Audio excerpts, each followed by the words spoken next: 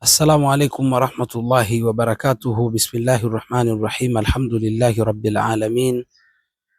Thumma salatu wassalamu ala rasulillahi Muhammadin sallallahu alayhi wasallama. Watazamaji, karibuni katika mwendelezo wa darsa zetu, na leo biidhnillahi subhanahu wa ta'ala tutazungumzia kaifia, yani namna ya kuruka ndotoni. Ni katika mwendelezo wa ndoto za kuruka au kupaa angani. Sasa leo tutaangalia kaifia za kupaa angani zina maana gani, kwa sababu kuna mtu anapaa kwa mabawa, yani anaota anapaa kwa mabawa, na kuna mwingine anaota anapaa bila ya mabawa, na kuna mwingine anaota anapaa katairi, kama ndege anavyopaa, yani kama anavyopaa tai, kama anavyopaa njiwa na kadhalika. Sasa leo tutaenda kuangalia hizi ndoto za kupaa kwa mabawa, kupaa bila ya mabawa, kupaa kama ndege, ndoto hizi zinamaanisha nini?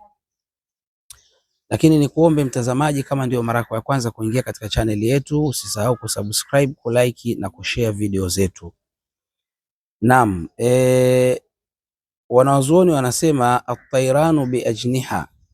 at-tayranu bi ajnihatin, anasema kupaa kwa mabawa, kupaa yani kuota unapaa kwa mabawa.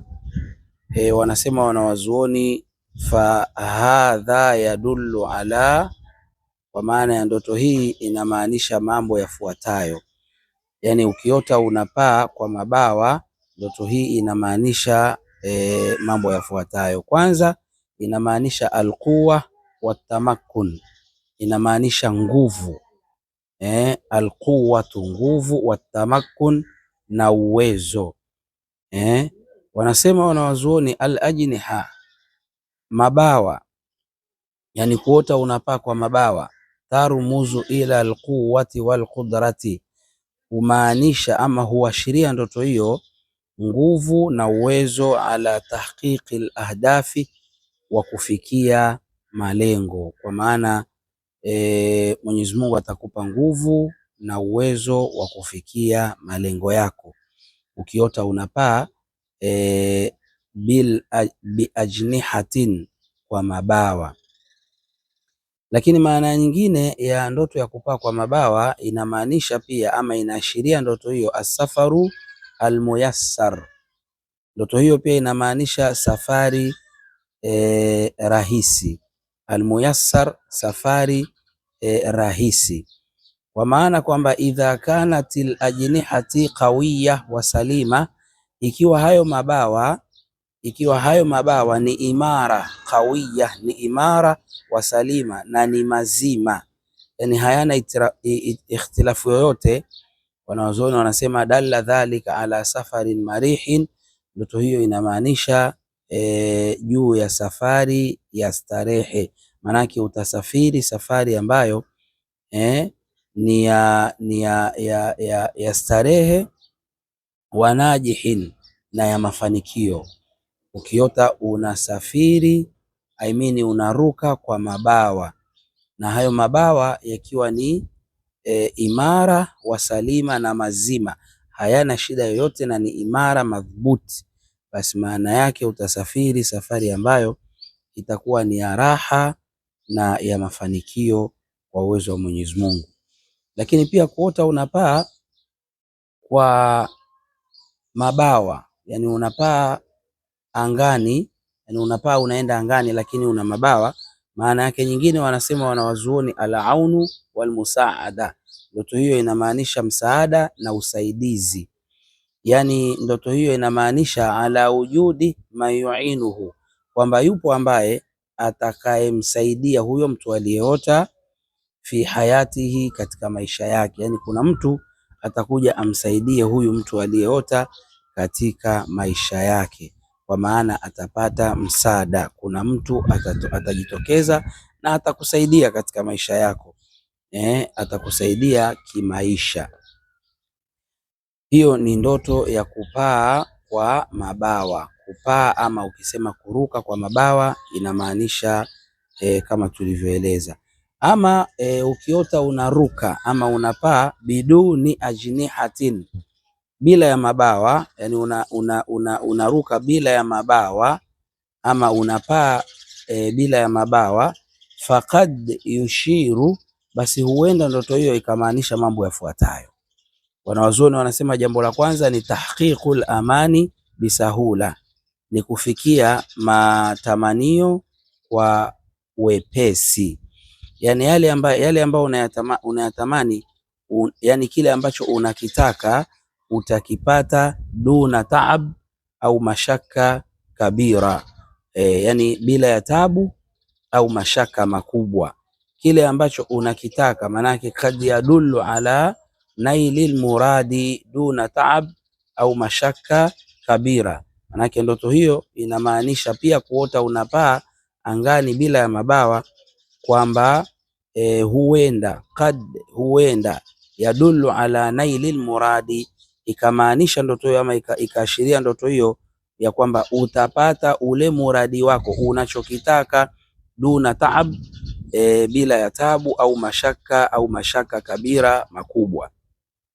Hiyo ni miongoni mwa maana za kuota unapaa bila ya mabawa.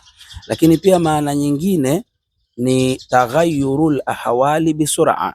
Ukiota unapaa bila ya mabawa pia inamaanisha mabadiliko ya hali kwa haraka, manake hali yako ya kimaisha itabadilika haraka kwa uwezo wa Mwenyezi Mungu Subhanahu wa Ta'ala, yani intiqalu min hali ila hali bishakli mufajaa, maana yake utahama kutoka katika hali moja kuelekea katika hali nyingine, kutoka katika hali ya dhiki kwa mfano kuelekea katika hali ya maisha mazuri, tena bishakli mufajaa, kwa ghafla, utabadilika ghafla haraka biidhnillahi subhanahu wa ta'ala.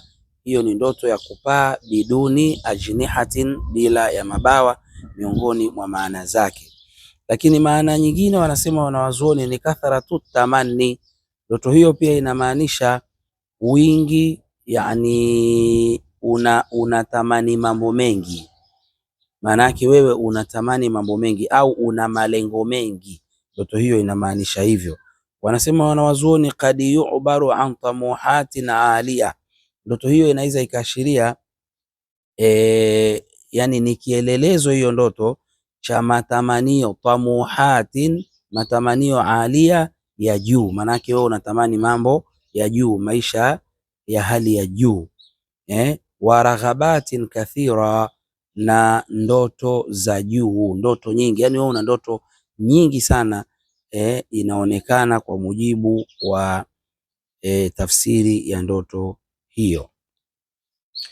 Taib, wanaendelea wanawazuoni wanasema ama kuota unapaa angani katairi, katairi, at-tairanu katairi, kwa maana ya kupaa angani au kuruka angani kama ndege. Kwa mfano ukiota unapaa angani kama ndege, mithlu tuyuri, ndio wasema idha raa annahu yatilu mithlu tuyuri, kwamba mtu akiota yuaruka ama yuwapaa angani mfano wa ndege, kalhamam, kama vile njiwa, yani ukiota unapaa angani kama njiwa au kama mwewe, au swakrin, au kama mwewe, au unaweza pia ukamwita tai.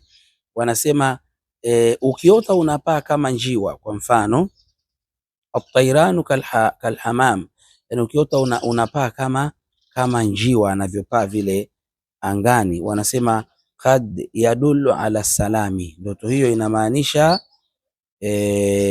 kad yadullu ala salami wal amani, ndoto hiyo inamaanisha usalama na amani, warizqi, na riziki, maana yake Mwenyezi Mungu atakupa riziki na atakupa amani na salama, yani maisha yako yatakuwa ni ya amani na salama, na Mwenyezi Mungu atakupa baraka ya riziki. Ndio maana ya kuota unapaa kama njiwa, huenda ndoto hiyo ikamaanisha hivyo, ikamaanisha amani na riziki na usalama. Lakini pia wanasema maana ya kupaa kama ndege, kwa mfano ukiota unapaa kama nani, kama mwewe, au tai, kama mwewe au tai. Wanasema qad yadullu ala alquwa, ndoto hiyo inamaanisha nguvu, wa sultan, na mamlaka, wa rifaa, na kupandishwa cheo. Yani kama wewe ni mfanyakazi basi utapandishwa cheo, na hata kama si mfanyakazi basi Mwenyezi Mungu atakunyanyua. Mwenyezi Mungu atakunyanyua. Ukiota unapaa kasakri, yani kama vile mwewe, au nasri, ama kama tai. Lakini wanasema idha kana yatiru ma'a tuyuri, ikiwa mtu ataota anapaa angani, ma'a tuyuri, pamoja na ndege. Yani kuna ndege hawa kawaida kama au kina tai, kule kwetu tuna ndege wale tunawaita siesie, kuna shorwe, kuna wale shorwe, na kama mnawakumbuka wale, kwa mfano hao kina njiwa hao, na wengine. Kwa hiyo idha kana yatiru ma'a tuyuri, ikiwa mtu ataota anapaa pamoja na ndege, faqad yukhalitu aqwaman ghuraba, ndoto hiyo inamaanisha huenda atachanganyika na watu wageni, au yusafiru ma'ahum, au atasafiri nao. Manake Mwenyezi Mungu atakujalia kusafiri na wageni, au utachanganyika na wageni. Kwa hivyo hii ni tafsiri za ndoto za kuruka angani, na hiyo ni kaifia tu, ni namna ya kuruka ndotoni. Zipo namna nyingi, lakini naomba leo tusimamie hapo. Wallahu a'lam. Assalamu alaikum warahmatullahi wabarakatuh.